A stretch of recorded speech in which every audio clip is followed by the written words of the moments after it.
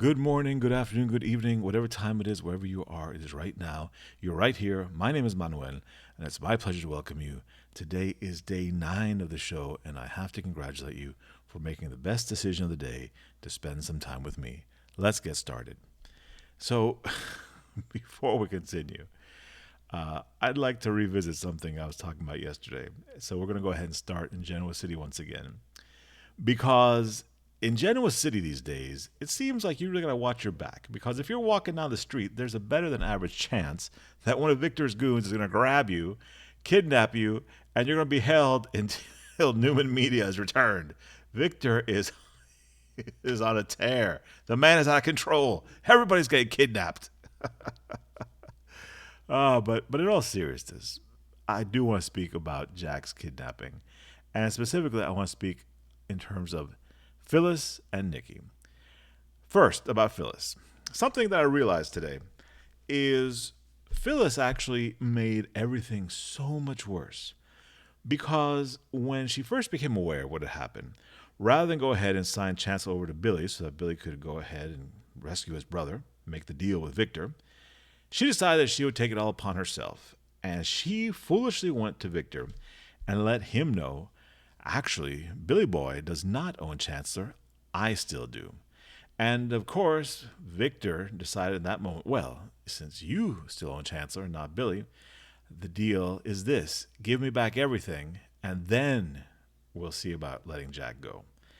Yeah, Phyllis made everything a lot worse. It was a lot simpler when Victor was simply demanding Chancellor from Billy in return for Jack. Now things have gotten a lot uglier, and it's all on Phyllis. However, the person that has me really bothered today in all this is actually Nikki. Now, you might be surprised to hear me say that because, yes, we saw Nikki become outraged when she learned the truth today. When she found out that Victor had stooped so low, she stormed out angrily to go and confront Victor and to demand the release of Jack.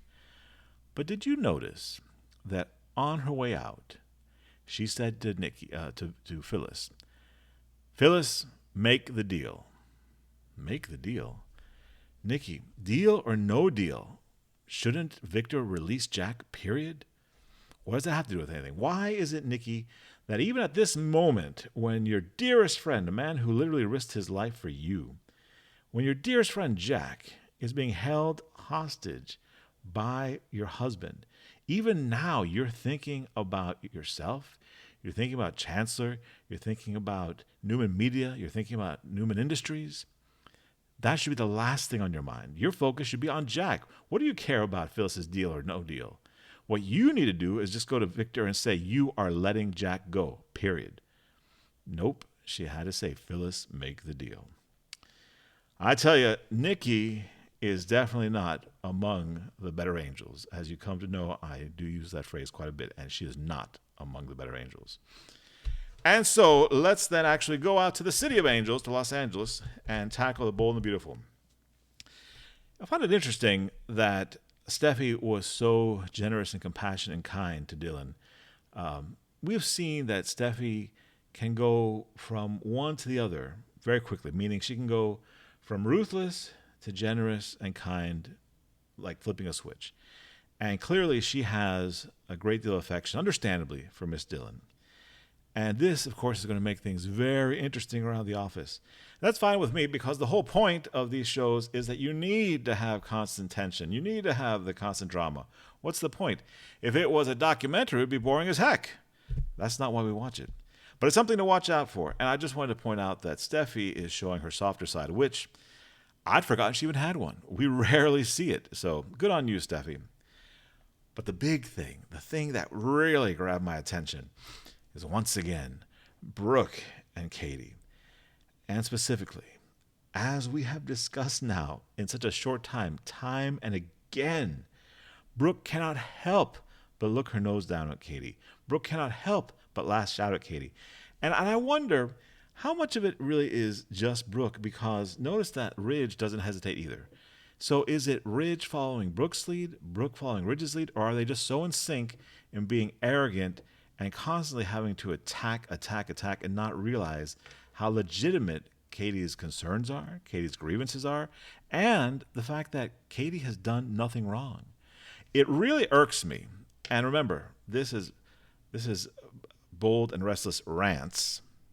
It really irks me that Katie continues to be under assault as if she somehow took advantage of Eric, as if she somehow made him ill, as if she somehow treated him badly. None of these things are true. Quite the opposite. Remember that it's Ridge who forced the man out of his own company. He forced his own father to retire.